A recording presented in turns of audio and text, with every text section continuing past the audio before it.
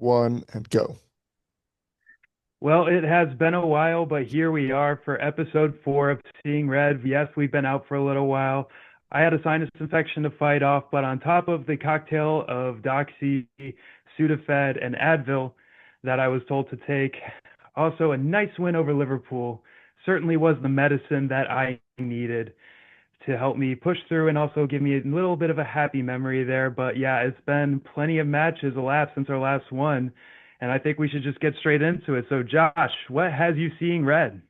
Oh, so much right now, but I think what I'm going to focus on is something that I don't think you're going to be entirely shocked by, or you're going to be a little shocked by the initial I had premise. some ideas. I have Yeah, some ideas, but let's see if but you can shock me.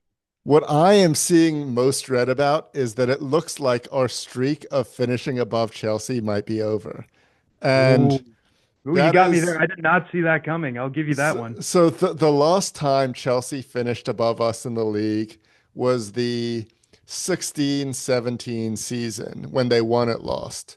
And Blech. since then, every single season we have finished above Chelsea. And we've had some great seasons and we've had some pretty shit seasons. But it has given me so much joy to finish above those fuckers Exactly. because When you're a club like if you're supporting a club like United or Liverpool, you're a club that's built on merit. You have actual history and you've not had questionable owners. So making sure that you're getting one up on those clubs that have many asterisks surrounding them for 1,000,000% valid reasons definitely just gives you a little bit of a boost emotionally. well, yeah, no, and so like I'm very intentional with the choices of what I'm wearing tonight. I have the oldest Liverpool scarf I have, which I've had since I was a kid. Like it's way too short for me at this point, but when I got it, I was like 4'10", so it worked.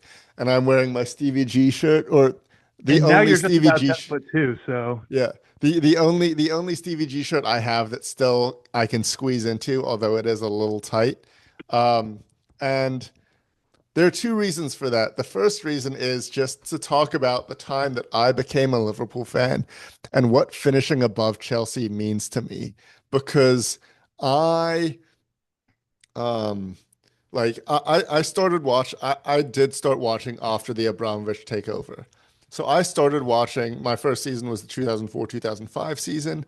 We won the Champions League. It was great, but that kind of developed the expectation in me that um I guess like Liverpool would be good and competing for everything in a big way. And obviously, it was a rough next few years. I mean, we came kind of close in 2009, made the Champions League final again in 2007, had some great like deep runs in the Champions League, but we were never really like we I were never feel really one of the top teams, and it hurt me to the core that Chelsea always fucking was.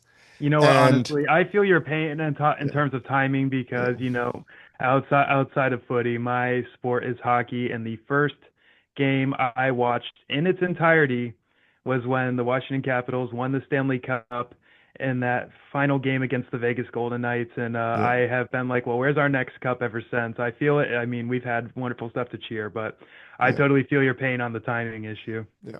Yeah, no, but so like that was just brutal. And like so obviously at the time, especially like my earliest memories are of a league that was being fought between Chelsea and Arsenal with us and oh sorry with between Chelsea and you guys with us and Arsenal Us, and you're seeing the occasionally light. I knew you would one day. occasionally David Moyes' Everton also going in the mix for like 3, 4, and 5. But and I revile your team, but in a different way. Um, but Chelsea, like number one, I'm gonna be honest, those like Adidas Chelsea kits with the Samsung were clean and they look good, and I liked them. And that made things even harder. But I hated a lot of their players, and I hated watching Mourinho's teams play. Actually, I don't remember if it wasn't Mourinho for much longer, but they always played in I an I ugly know way. exactly. I And then felt they it came in personally. and they took my first favorite player ever was Michael Owen. But like I never really got like I didn't really watch Liverpool. It was just like kind of my dad talked about Michael Owen and all the stuff he was doing, and I was like, yeah, Yeah, love him. Especially because he's like this little skinny kid, and I was a little skinny kid. And And Michael then, Owen, he couldn't beat yeah, him, so he joined him. yeah. Oh, You're I mean, welcome, his Michael. yeah. But then, the first player that I was really like, holy shit, this is my guy. Like, and I loved Gerard, I loved Hipia, I loved Carragher, I loved Reyna. But like when Torres came, I loved Alonso. Actually, I really like Harry Kewell as well. But when Fernando Torres came in, whew, he was a fucking he was so cool with his long hair, and especially in that I have that kit somewhere. Maybe I wear it on a future episode, with the white kit with the green Carlsberg and the red stripes. That was fucking I've sick. seen that, yeah. Yep. And honestly, every time we talk about uh seasons past, it seems like anytime when we kick it over to Liverpool, Fernando Torres is never far from the conversation because that player meant a lot to you. Yeah, I mean, so like, listen, like we've had a lot of better players since, but he just had this inescapable aura, and I will never forget it being in middle school, um, like during like the winter transfer window, and this fucking douche whose name was I'm not gonna say his name, even though people don't really watch this, but you never know. It's not. He was a Chelsea fan, and he just came up to me like in like the hallway and was like, "We got Torres," and I was like, "No way, we'd never sell Torres." And I got home and went to our communal desktop and I went to bbc.co.uk/sport and I was like, "Torres sold to Chelsea in record deal," and I was like, "Ah!" And it destroyed. And I hate Chelsea, and I also I'm fucking just imagining you trying to square up on that kid the next day because those yeah. are fighting words for No, absolutely any and like fan. there was also yeah, and like there was a Champions League. Um, I don't remember if it was a quarterfinal or a semifinal where I think Ivanovic scored like two ch cheap ass goals at Anfield, and um, it was like I don't know, it was just like, and that was when the away goal rule was a big thing, and I'm still angry about that. But then like, so I've always hated Chelsea. Like, there's a special hate I have for Chelsea because I feel like if you're a Liverpool fan, you always know you're gonna hate United and you know you're gonna be rivals with United. And so like that's a thing that's established. But I feel like Chelsea trying to come in and be like, you're not the second big team anymore. We are. We're the other big team. It's like, oh, those fuckers. Um, but like, so I've always, so over the last like 6 or 7 or actually 8 seasons, I have been able to take joy from the fact that even when we weren't doing well, we finished above Chelsea. We always finished above Chelsea. And now this season we're not going to. And it's kind of, and we're kind of falling, like we have, I think that like a lot. So I've watched every game we played this season, and I watched the game against Inter, and a lot of people are being very positive about it for good reason. But I don't think it was as positive an overall. It was a positive performance given the environment, but it wasn't a positive overall, and that I guess brings me to the environment, which Oh, this one's is about to get spicy. yeah This has the been so absolutely, this has, I think, been the top footy story of the last, ever since news broke. I mean, yeah it since seems since that, Saturday I was getting you do a little scroll and like yeah you're trying to look for, just news on upcoming games or anything. And then there it is. It is the yeah controversy. So, Josh, it's a player on your team and a player that's meant a whole lot to your team. So go ahead. it's also just going back to our last episode because the Isak news broke during the episode,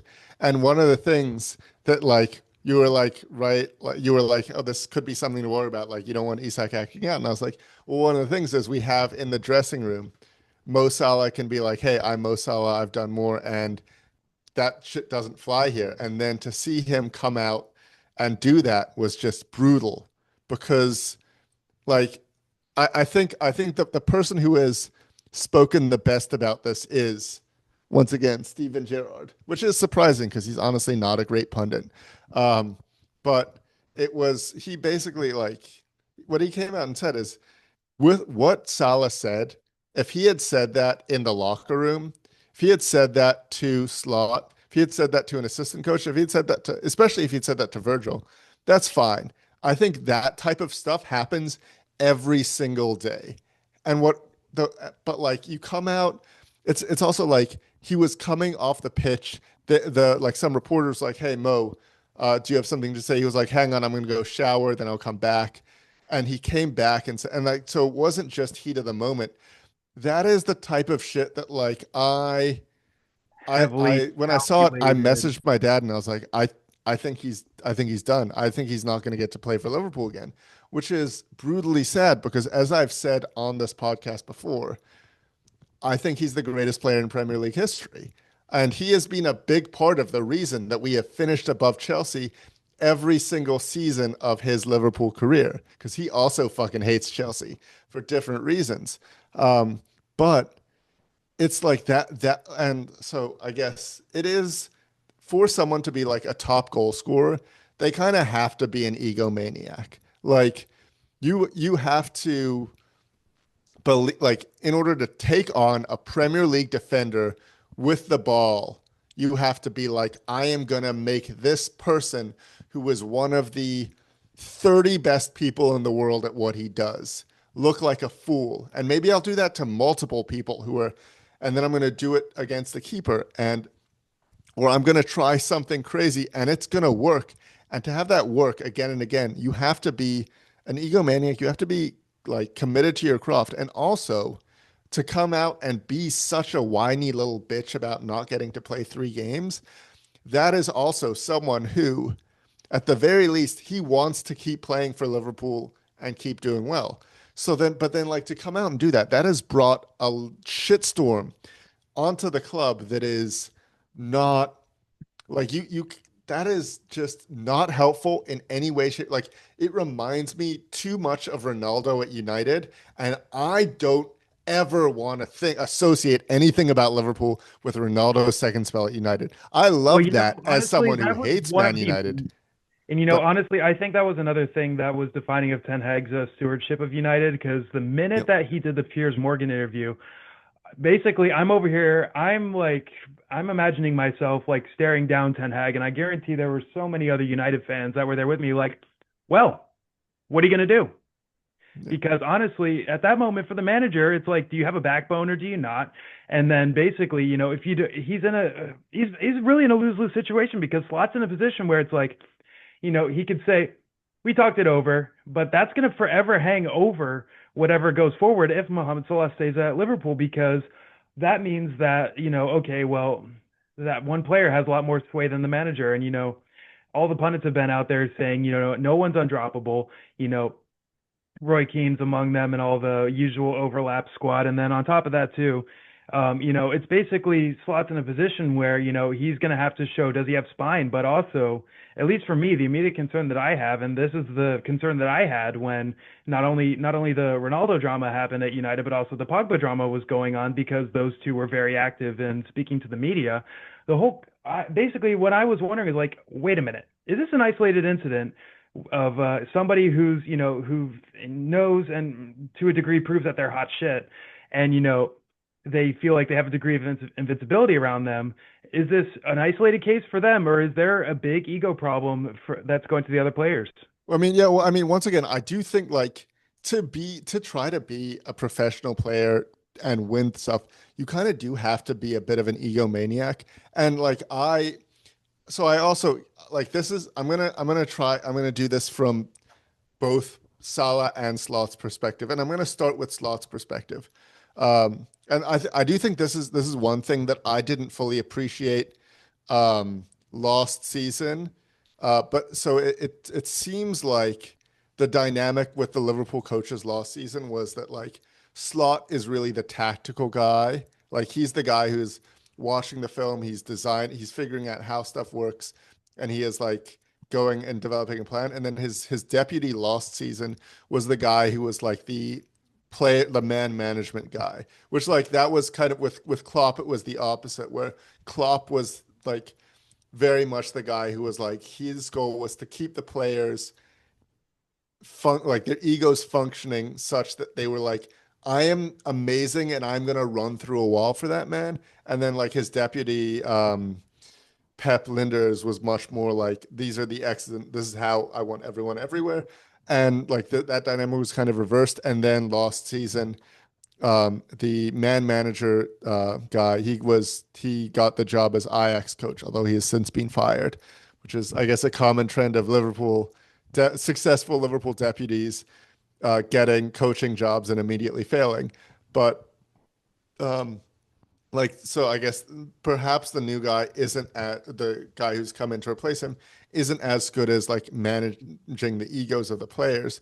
But I also think with like so when Slot decided to drop Salah for the West Ham game, I think the reason he dropped Salah wasn't because Salah's performances were any worse than anyone else. Like the only person who has been consistently performing at a high level is Sabazlai, but I think it was okay. Like our arguably our worst two performers have been Konate and Van Dijk, but we do not have another healthy center back.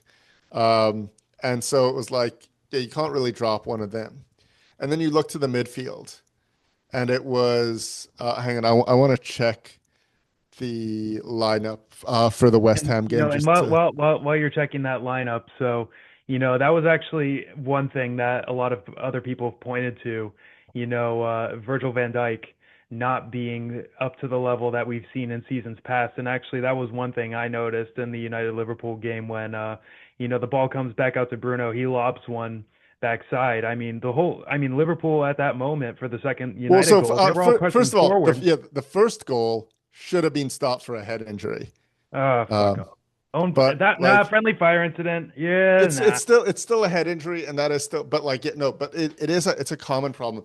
I think Van Dijk has just he's lost a step, and he's mortal, but his brain still slightly operates as if he is like that's superhuman, which happens to everyone. But so okay, I'm But looking at where I, the. where I was really going with that was and when things are visible, I would say whether it's a drop in form or criticisms coming from the media, whatever that may be, that has that morale sapping effect on the dressing room. And so, with this solid stuff out, that makes me wonder, just from an outsider looking in, it's like, how much has this permeated the dressing room? Is this been just kind of simmering for a while, or is it like has it been visible with the players here and there? Because on paper, I mean, at the beginning of the season, I thought Liverpool were going to be in title contention. I said that on our first episode because it just objectively on paper, it seemed like wow, this Liverpool team is a force to be reckoned with.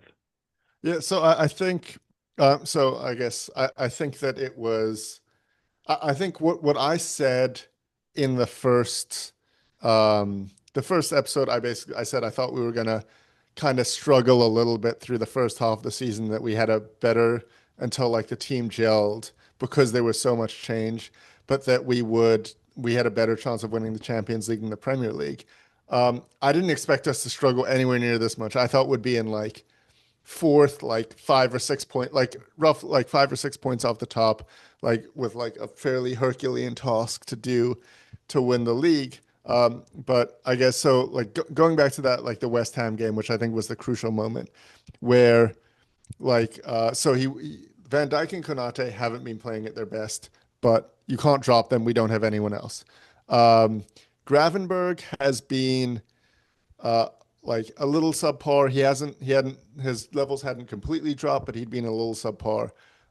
And it was like, okay, like, but he's kind of like, I personally think we should play Endo a lot more, but clearly like the idea, like they're very different types of sixes, and clearly Slot, like it feels like it's non-negotiable to have a deep lying playmaker. And so I was like, okay. And then McAllister, I think McAllister's actually had a very bad season, but McAllister's versatile, and especially like when Klopp was moving towards more of a 4-4-2, you need that. I was surprised Jones wasn't getting minutes, but that's neither here nor there. I think Jones had played midweek in the game we got absolutely crushed in the Champions League 4-1. And so I could see like, oh, maybe don't want to get Jones. Szoboszlai has been excellent all season. He's the undroppable player. He and Allison, although I mean Mamrashvili, I think played pretty well when Allison was injured. And then I thought like Slot was like, I want to work Verts and Isak in. And so then it was like, okay, you got one other person. And I thought the reason that he chose to keep Gakpo over Salah was to send the message, no one is undroppable. Mo Salah is going to play. And I thought, or Salah can be put on the bench and not used as a substitute. And I thought, you know what? That's a great message. That is really encouraging. And then we won. And so he was like, I'm going to use the same lineup in the game against Sunderland. I was like, that's fine. He brought Salah on off the bench. I thought Salah played pretty well in that game. His link up with Szoboszlai was excellent. And I thought it was like, okay, working him back in because he is really important to how we attack. And his fall off, he's definitely fallen off a lot from last season, but his fall off has not been remarkable among the players. The Leeds game, I think Slot made a pretty big mistake not bringing him on. The Leeds game was a fucking calamity. Like I was I was furious after the Leeds game. Like we went up 2-0. Like we were up 2-0 in like the 70th minute. We gave up a stupid fucking Kevin's full penalty. on rage watching match. Yep, Oh my I God. totally get Like it. it was like that was just a stupid penalty to give up. Then we fuck up like basic defending. Then Sabazlai, who has been so fucking good this season, and it fills me with rage that the rest of the team isn't putting in like isn't performing to the level he is because he is showing what a leader and great player he is, and we should be galvanized around him. And Sabazlai scores, and I'm like, okay, we're doing great. But I also think at that point you have subs available, and like our defense was showing all game leaky and mistake prone. And so at that point, I'm like, bring on someone like this game is about to open up in a big way. Bring on someone who can thrive in that condition. And I thought like the fact that we didn't bring on Salah, I was pretty angry about. And then we like concede another set piece goal, which we've conceded. It feels like we've conceded 10 this season, which like it's so bad. And so like I understand like I in my the model I am building of what happened mentally with Salah is that he was gonna say something because like that's what he had planned to say something. I don't think it was gonna be as explosive. I think he was just gonna say something like I want to play. I think I could have contributed, which I think like if he had just come out and said The that, normal, that's the normal, that's what you would yeah, normally expect yeah, from, a forward who's been amongst the goals, who's done it year after year. That's kind of just par for the course. yeah. And so if he had said that, I don't think it would be that big a story. But I think he was pissed, and I also think like I don't think he like had a direct close relationship. I think like this is probably goes down to the fact that Slot is not as good a man manager as Klopp was, which like Klopp is a like one of the best man managers who has ever existed. So that's very intense. But I think he came out and he did that. And what I really hope is I hope either I think either he has to go and apologize, although I think his ego is pretty big, or I really hope Van Dyke will like do like the captain thing and be like, Mo, you gotta apologize. We need you. You want to play like you want to play for us. That's why you're so pissed. I'm We just need having you. such a hard time seeing that going on, especially, in recent days too. I think I saw something the other day where the Liverpool squad's over in Italy getting ready to train, and he's Mo Salah posted a picture of him just in the gym at back Yeah. in Liverpool. And so, I think Salah's very entrenched in his stance. I just simply don't see an easy off ramp here, and I don't think I I don't, think but Mohamed Salah's tenure at Liverpool is very close to coming to an end. I mean that's probably right, but I really hope it isn't because and I do think I mean I think what Slot has said in public has been very pragmatic. And I think he's basically come out and said, like, listen, if he comes in, apologizes, we will find a place for him because he makes us better. And I think that is like and I think like that's kind of the difference between what Gerard said and what Carragher said is that Gerard like also like Gerard has basically came out and said, yeah, like I threw a few tantrums in my time at Liverpool, and I like I did some very similar stuff. The difference is, with the exception of like coming into a United game and essentially immediately being sent off because I was pissed at the manager. Every other thing I did was in private, and I think that like the private you can get like a lot of stuff that is said and can a lot more stuff can be said in private than in public, and so like I think that, and he was like, I understand where he's coming from, but it needs to be resolved. And I do like I hope that can happen. I don't think it's gonna I would imagine Mo Salah has played his lost minutes for Liverpool, and it's very sad that his lost minutes for Liverpool were in that stupid fucking game against Sunderland. But I would love to find a way to bring him back because he does stuff that the rest of us can't. And I think that like I was just like the Inter game was definitely a good result, but it was more a result. We were very solid defensively, and our attack was mixed, but it was mostly very scrappy. And I think that like that I think back to the season that Holland arrived, which I believe was the 2022-23 season. That sounds about Um, right. there was a moment like we had a really bad season, and there was a moment where we went back to a 4-4-2 to try to just be more stable defensively, to play more on the counter, and it worked really well against like really good teams like City. It worked great against. It worked great against Tottenham at that time. But when we played against a lot of other teams, it didn't really work because they weren't gonna attack us. They weren't gonna take the game to us. And so I have to see how this works there. But I do think that having someone who is capable of just like great goals and great assists and great moments, having him available and having him on the pitch really helps. I also think the timing could not be worse with AFCON coming up because when he gets to eat with the Egyptian national team, they're going to do nothing but gas him up. They're going to be like, Mo, you are the greatest, and you should never have been benched. You are right to say everything you said. We stand behind you 100%, and we back you and we support you. And that's not what he needs. What he needs to hear is someone he respects, like Van Dijk or Allison or Robertson, going, "Hey, Mo, you screwed up, and you got to take the initiative to." I mean, yeah, like I mean the timing just and plus like we've been like sort of beating the dead horse over this, but I just do not like, the thing is his with AFCON, that's a good mention, especially not to mention what the Egypt manager is going to say and everything Yeah. else. That's The all going Egypt to be in the managers public. already come out and being like, we support Mo 100%. Exactly, and so that's only going to compound the issue. I do Yeah. not see an off ramp here for Mo Salah to work his way back into the Liverpool lineup, and so I think that Slot's hands and the board of Liverpool, their hands are tied here. Yeah. I think you're right. I think he's played his final minutes. Yeah. I mean, I hope I'm wrong. I really hope I'm wrong.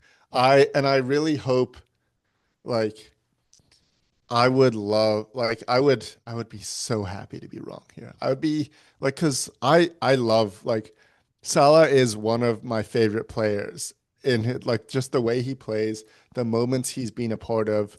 Like I understand why in like when people think of the 2019 Champions League, they think of the comeback against Barcelona, which obviously that number one, and then number two, they either think of Mane's goal against Bayern or they think of Origi's goal to seal the final. But I think it's also important to remember Salah scored the winning goal in like the goal he scored the penalty early in that final that won the Champions League. And I like the year before, he basically got us to the Champions League final in 2018. And that was the start of everything that has gone right for Liverpool. Like that 2017-2018 season, when we got Robertson, um, we got Alexander Arnold, who was spectacular before he blew up his ACL. We got, I mean, we got Salah, we sold Fabinho, we got Van Dijk. Trent really made us like that was that was the foundation of everything that has happened in the time since. And so to see him go, and especially to see him go like this, I want him to be clapped on his way out of Anfield, and right now that is not going to happen. Yeah, So yeah, but I it's think it's that's it's that's going to enough be on this hard. topic for now, because I could talk about it forever, and this is probably already going to be quite long. So Kevin, what has you seeing red right now? Honestly, so really what's got me seeing red is just the remaining inconsistency here. So, we going the last few games, we got the result at Anfield, great, and then we had the Brighton game. Brighton has been our bogey team for the last couple seasons, and they've just absolutely have given it to us. And so to get that result against them was great. Fond But memories of then McAllister I guess so. scoring against you guys. Anyway, and so and then after that, we go back to to drawings. So we got, of course, we always seem to get a team right when they get the new manager bounce with Forest. And then Spurs, we always knew that one was going to be a little tricky, and then we were able to pull it out. We should have had the win there if Sesko didn't get injured in minute 80, and we had to see the duration of the game out with only 10 men, because all of a sudden Tom were like, oh, we got him now, boys. And then, but we were able to scrounge Yeah, a the one thing I can take heart from is at least we're not Tottenham right now. what But a great that's, feeling. I mean, And that's then, kind yeah, of that was what you guys had last season. Well, I guess they beat you in the Europa League final, so maybe not. But we were just being charitable.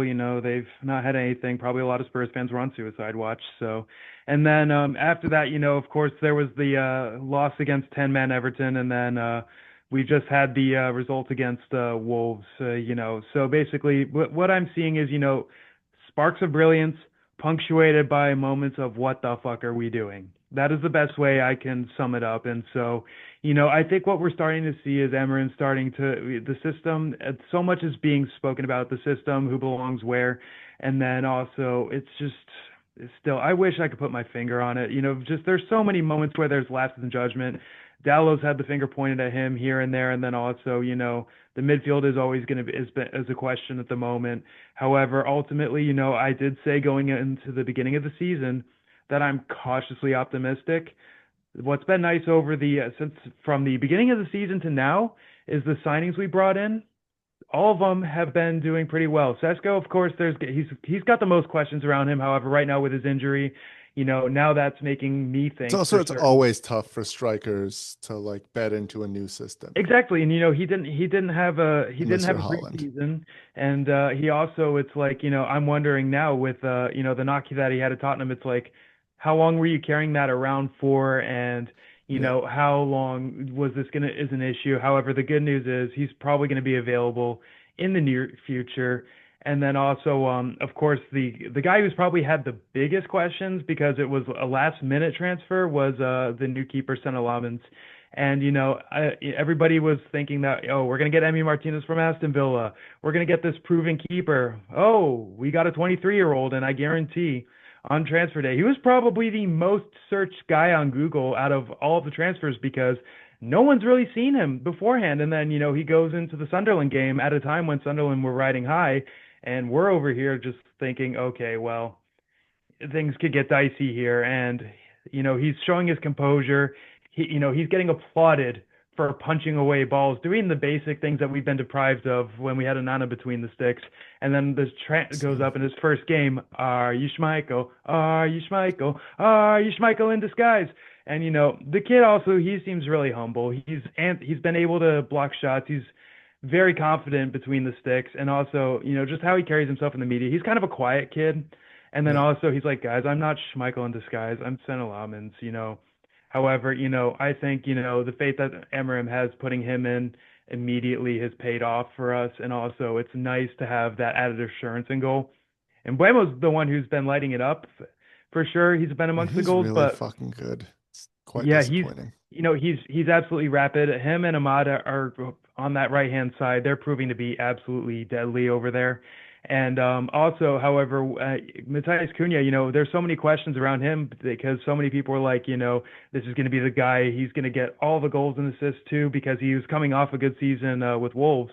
And so far he's only got one goal to his name so far, but where it was absolutely evident that this guy is crucial to this United side was in the Everton game because he had a knock and he could not play. at that time, and so we were just without that creative element. And then he comes back against his former team, and he's causing every single problem in the world. And I was actually listening to it on my way home from work because I had the United radio on, and he's getting shots on goal, and the commentators are saying they're wondering what has he done to not be awarded a goal here because its clearance is off the line. It's all of a sudden the goalkeeper turns to prime Buffon facing Cunha in that game. But honestly, he's such a threat on goal. And the stats are going to follow him. I don't have any worries about him in the absolute slightest. And I'm excited to see Sesko back, but in the meantime, I've got a big concern of player rotation. Of course, the one amongst Yeah. United fans who's been spoken about is Kobe Mainu. Because he was our shining star last season. When he started coming up during Ten Hag's Yeah. I tenure, remember, yeah, it's I like remember he was pretty instrumental in that FA Cup semifinal or quarterfinal. the What was the final, one that was the final proper. He scored. no, but the game against us, where Ahmad got the last goal, but I think but Manu played really well in that game. Like yeah, that's no, I mean, the basic way to sum up Kobe Manu is, he's always playing without fear. He was that guy who was never afraid to try anything. And I want to see him back out on the pitch there too. And I hope injuries don't happen. And Emrim has been very, kind of coy about answering questions about him. Recently, he did say, I have big plans for Kobe Manu. However, I have probably a better understanding of orbital dynamics than, what Emram's big plans are because he's a very close hold. They're never evident. But, I would like to see Kobe Manu out there. And, especially, I don't want him disgruntled and going off somewhere because it's absolutely going to suck to see him in any shirt that's not United Red.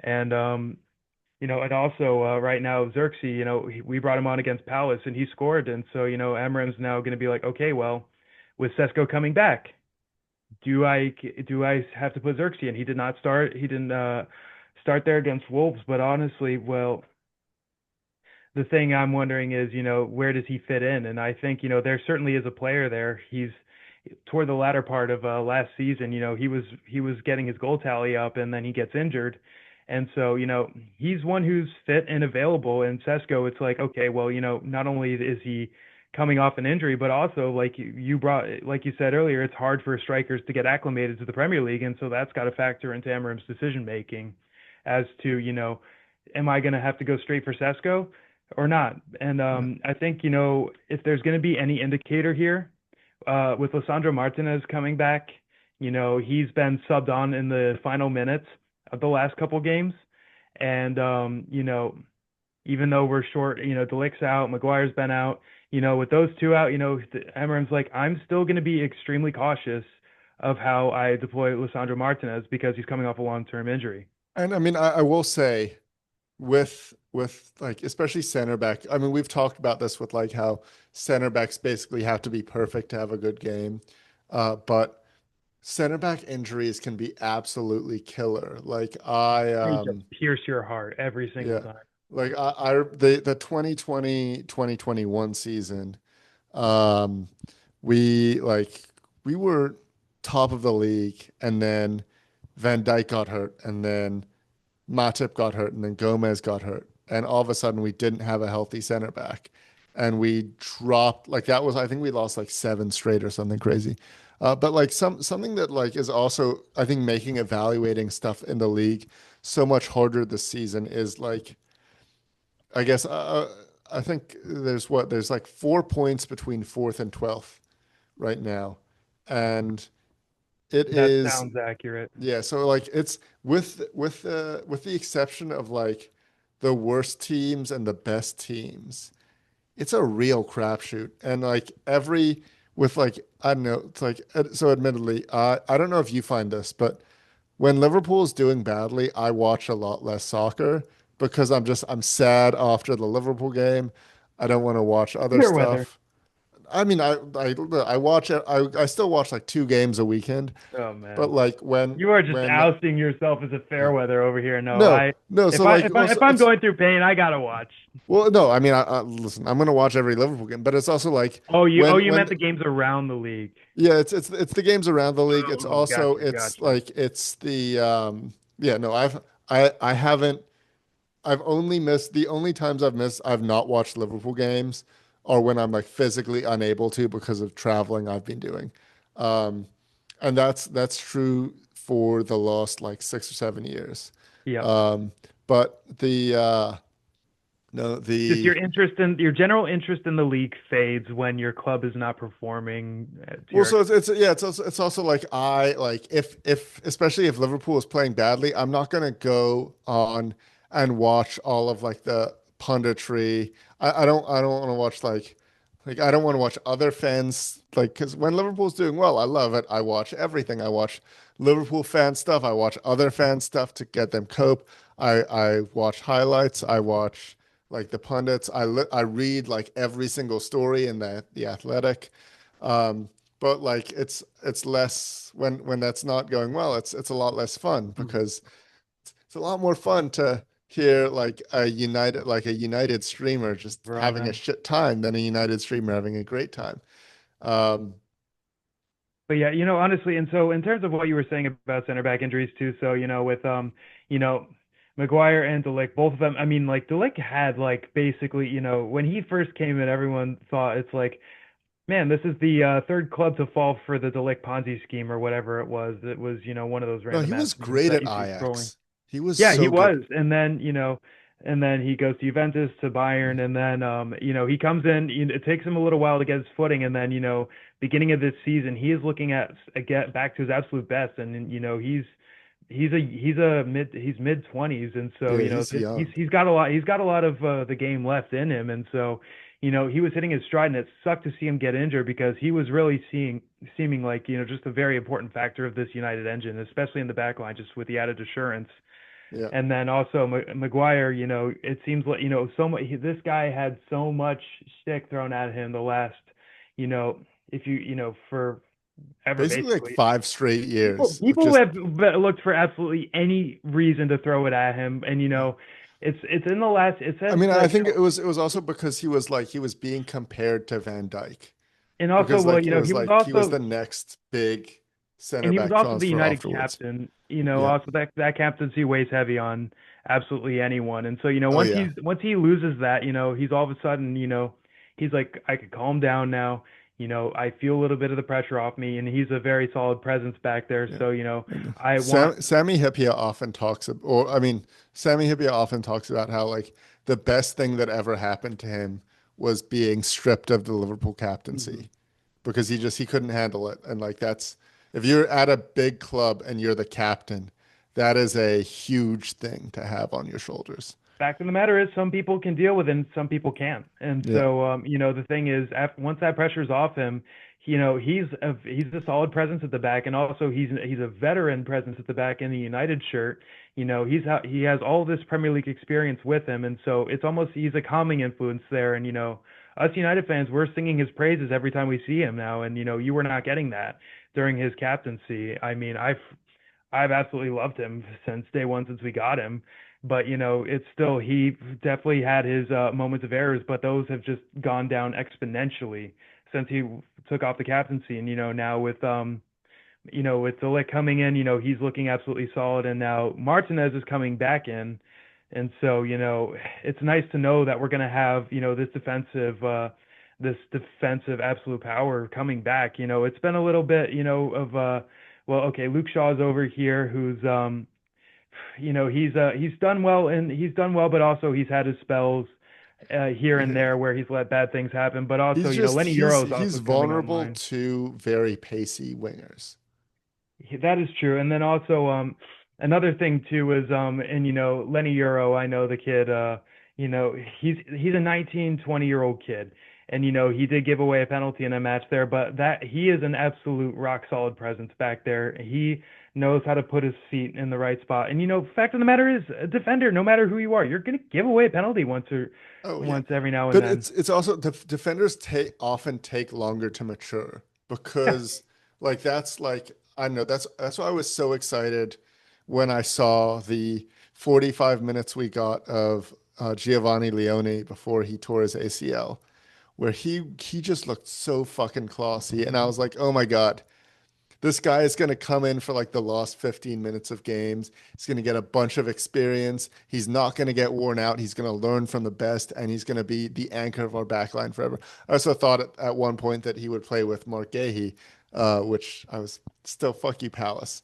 But I like that. That's why like having because yeah, young defenders or it's so tricky, especially because like if you play them too much and they screw up, because like everyone has bad runs, and if they screw and like their confidence gets dented, that can be absolutely brutal. Like that kind of happened to Konsa, where he was really good, and then he had a few like pretty bad games, like culminate in my opinion, culminated with when he like tried to pass the ball back to I think it was Kelleher at the time but he didn't put enough power on it, and Fernandez was able to intercept it and scored that goal from like halfway. We dropped 2 points. Absolutely. That was Belter. like the beginning of the end of our league challenge that year.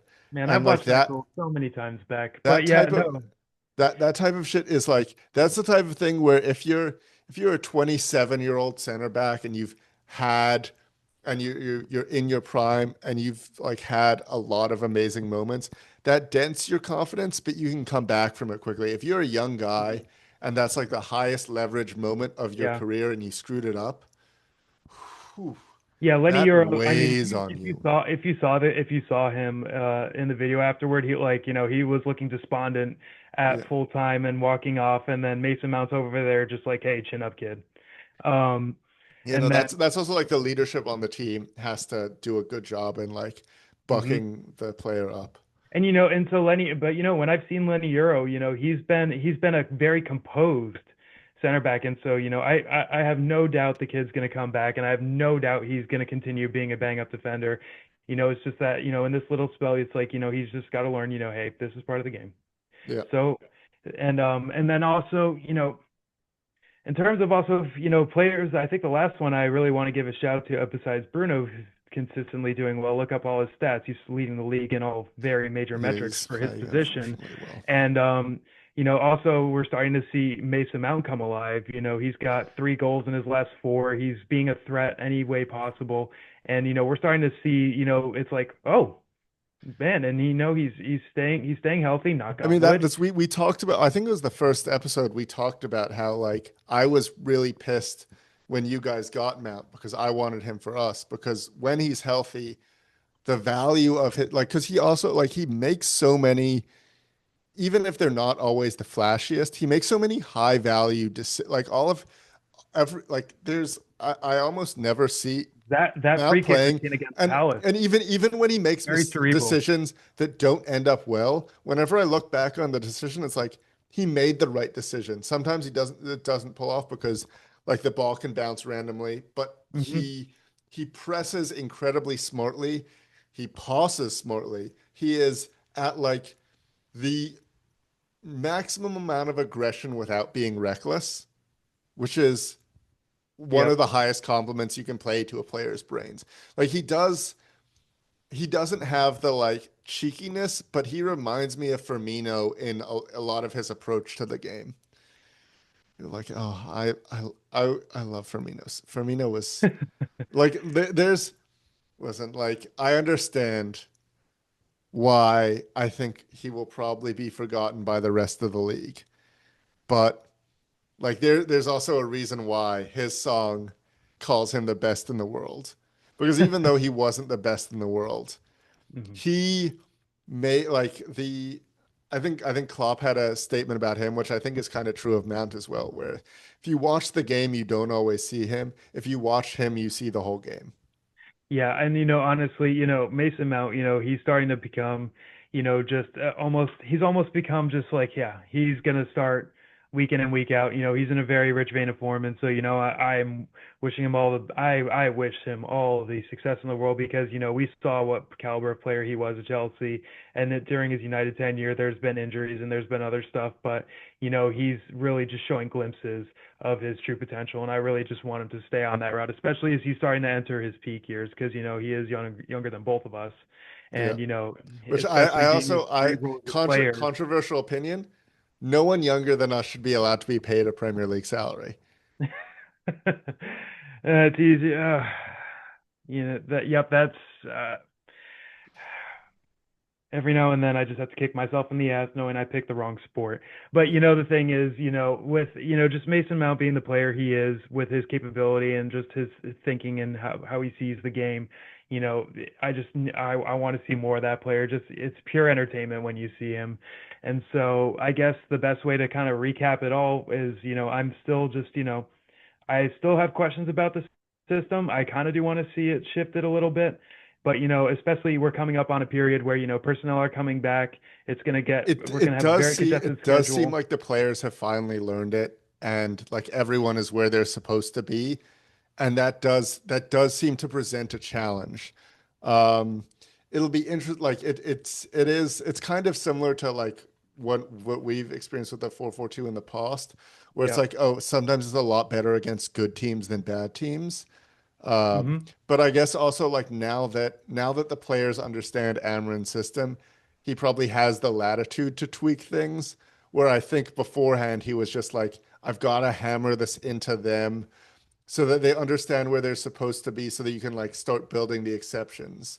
Yeah, and Um, I guess the manager has to have the default system to where like even if the system changes a little bit, the baseline is still there, and so it seems like that is certainly getting established. And I guess the only final thing that I guess I'm worried about, but also I think is also going to be maybe a blessing in disguise, is with AFCON coming up, we're going to lose Embuemo, we're going to lose Ahmad, I think we're going to lose Mazraoui if I'm not mistaken, and so that also it gives other people a chance to show them what they got and fight for the positions in the starting lineup.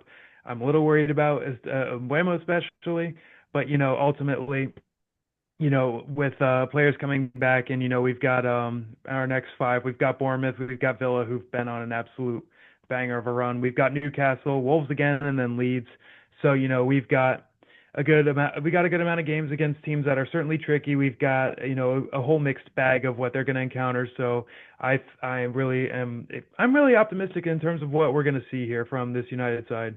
And I'm certainly going to be paying very close attention to what personnel decisions are made. And honestly, with that, Josh, do you want to throw it over to the general state of the league? I do. I have one quick aside to harp on Hit me. something we've harped before. We had three fucking international breaks, and now we have if we hadn't had those, then like the players who are gonna miss time for AFCON would miss a much smaller percentage of the league. Yep. But like we had to have all those stupid fucking international games with friendlies, and then like every fucking team made the World Cup, which I'm gonna be honest, I don't care that much about the World Cup anymore. It's just I mean, Josh, aren't you ready? Aren't you ready for the post World Cup international fun games or whatever bullshit FIFA's going to try to ram down our throat this oh my time? God, yeah, it'll be every fucking summer. Which like listen, more The soccer, random Tuesday in July friendly. Get ready for that yeah. one. Yeah, in like fucking Austin, Texas, where it's 98 degrees. Um, which like I played pickleball in Austin in the summer of 2024 with one of our actually two of our friends. And in Strava, it was the highest effort I'd done in activity till I raced the fucking marathon. So like just the fact they're making soccer players play a really intense game in that heat. I like FIFA is just awful. But yeah, I think we should go back to the overall set of league. I think we're in agreement that City is probably going to win it. Um, Yeah, and Josh, I actually got a stat for you before you go, and I'm gonna use United as the reference point because I think it's a pretty decent one. So yep, United are currently sitting sixth with 25 points. yep, That is 1 point off fourth place. yep. 8 points behind the leader Arsenal. The elephant up the tree, you don't know how it got there, but all you know for certain is that thing is going to come absolutely crashing down. And City, as you just mentioned, are hot on their heels, only 2 points behind. This is an extremely congested table, and Have City and my Arsenal time, played yet I've this never season? I think seen they it. did. What's that? The City and Arsenal have played, right? Uh, I think it was a draw, if I'm not Oh yeah, mistaken. and I think it was at the Emirates. Um, Yes, that sounds accurate. I think Holland got the first goal, and then yeah, I think it was Odegaard on the second. yeah, Don't quote me that on sounds that, right. but Yeah, I think it was a 1-1 draw. And yeah. so the thing is also, I mean, this was the big news story that I saw going into today's Champions League fixtures. Not that I have any vested interest, but the thing is, Arsenal's got a very long injury list going. Yeah, City have that depth, and so I think like I that's just mentioned with the congested schedule that's coming up during the festive period, yeah. this I think is when City can really start punishing them. And then also, if no one's going to contend at their level, Villa's going to have a vote, Chelsea's going to have a vote, and but just everybody else below City. But I think City are the team that are in pole position to absolutely punish this Arsenal side who have been riding high. Well, I also think even if Arsenal make it through this like festive stretch with a thin, because like that can happen. If you make it through like the congested stretch with a thinned out squad, um, that could um, they could get through and it could end up costing them. Like I think back to Klopp's lost season where we like Salah went to AFCON. We had a bunch of injuries. We basically had like between like 8 and 12 fit senior players every game. And we made it through to like March and like people started to come back. But then the problem was that like the players who had been healthy were just exhausted. Yeah, Um, yeah. The general player fatigue sets in, yeah. and then once those starters come back, if anything happens to them, because again, if they were on an international Yeah, if you break, they get were and still yeah, playing. and you get rushed back, and like I think that's I think I saw this in one of the All or Nothings. I think it might have. I don't think. I think it was the one before they did Arsenal. But it was like The first one? I don't actually. Yeah, I don't remember who it was. No, it kind of. Okay, maybe it was the City one. But it was like when you're a professional, you're kind of always hurting a little bit. And it's really tough to know if that's just general fatigue or if it's like an injury that has started because like if you're not training hard enough that you're always hurting a little bit, you're just not going to be in good enough shape for the like intensity of the Premier League. And if you and like so that's why like it's so hard to judge. And that's also I think why you see a lot of players come back and get immediately injured again is because it's like, do you really, are you fully back or are you not? Or even like, if you've like worked on something, did that create an imbalance somewhere else? And it's just, it's it's really, although yeah, one thing I will say is I have kind of come to appreciate how hard it is to manage having a big squad with like what City has because Chelsea also has a big squad. The difference is Chelsea's players are not, despite the fact that a lot of them seem very similar, they are not completely interchangeable. Whereas, or I mean, obviously City's players aren't interchangeable either. The difference is I think Pep is a master of the small tweaks that make it so that the system feels like it was designed for whoever's in the lineup. Yeah, honestly, it seems like City have like the best interchangeability, plug and play, whatever you want to call it. Yeah. If someone's down, you can rest assured if Unless it's from a Rodri. City perspective, bingo. It's, unless it's Rodri, but yeah, no, if it's from the City perspective, it seems that if one guy goes down, and whoever you're going to be like, okay, well, just get the next guy in, simple as that, and they're still going to walk away with a win at the end of the day. That seems, yeah, I think you're hit the nail on the head there, and also especially with what I'm actually really curious to see is interchangeability, especially for your Villas of the world, your Crystal Palaces of the world who've been riding high so far this Yeah. season. Yeah, What there are happens a to lot of them? games. And Especially especially especially Palace who have they're in the Conference League, right? yes. Yeah. And so this Palace are certainly in uncharted water here, and Well, I so also I also think we're gonna go in for Guehi again. And like I don't know, like I guess they wouldn't sell him because they couldn't get a replacement in time. well Um, when you sell Salah to the Saudi Pro League, you're going to have a lot of spending money. So yeah. man, just kick the man while he's down. But yeah, Yeah, so I think that's the thing is no, I have been kind of shitty to the Man United fans in my life, enjoying the suffering they've been going through. So I do have to take my licks. welcome to the Thunderdome. Yeah. But yeah, so Unfortunately, honestly, City fans will never get to experience this because when City's not good, they'll find another team. It would be nice to see the world through Arsenal's rose-colored lenses, the ego of Real Madrid and the trophy cabinet of Coventry. Like, I You know, wish I had that they've won level a of bit more. They've delusion. won a lot of FA Cups, you know, Uh, and I think they won what, an inner city fairs cup back in the 50s. Oof, yeah, that's very unfair to Coventry. Yeah. Sorry, Coventry fans, Oh but no, yeah. I No, nonetheless, I just wish I had that level of delusion.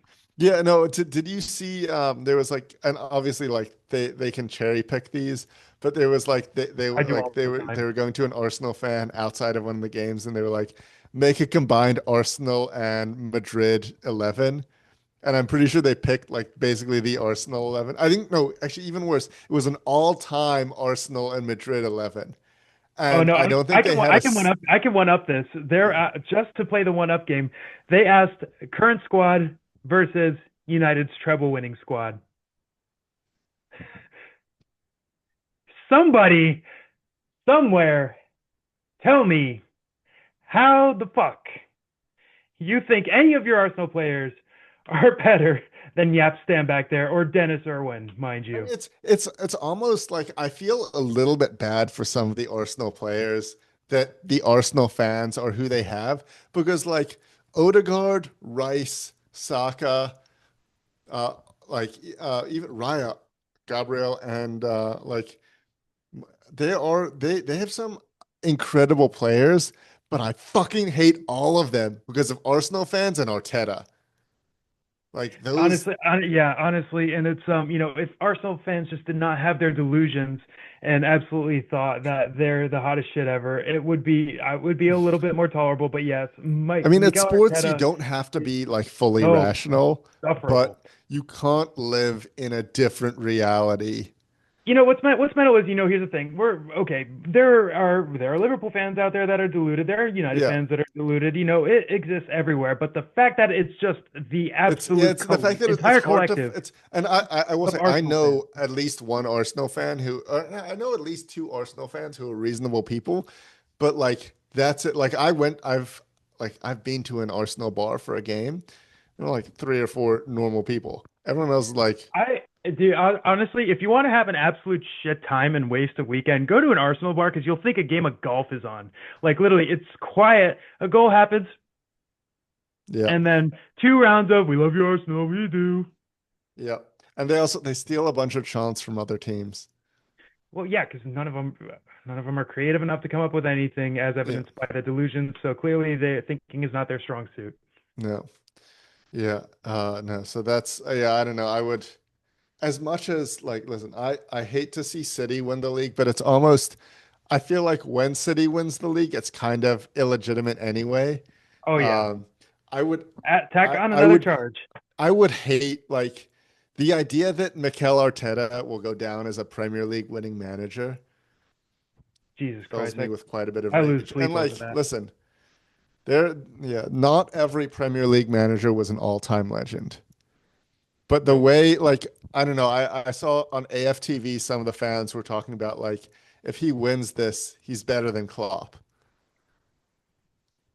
Oh Yeah. my God, And I was you like, can't make no, this shit up. yeah, it's like I don't know, it is just brutal. But yeah, I think that City, um, what's it called? I think I don't know. Like City winning the league is at least a wound that I've experienced before and I can deal with it. Um, but yeah, I mean, also it's like just all of the asterisks. It's like we don't look at it as like United win the league, Liverpool win the league. It's City win the league asterisk. yeah.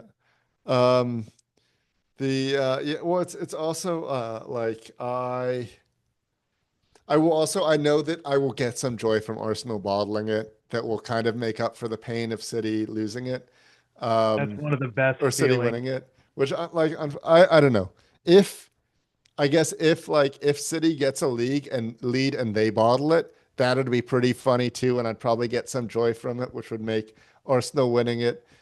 It's just that Okay, Arsenal's Y- history of it just it it's yeah, compounds the it's somewhat misery, and it's just incomprehensible to so imagine fun City to watch. bottling it. Um, Like I don't under Pep, they've never lost a close title race they've been in, which is That's very true. unfortunate. But yeah. Yep. On that horrifying note, I think we should call it for this time. But 2 weeks, let's do it again. I got to be better about being productive, and hopefully you can be better about staying healthy, and we can get it done.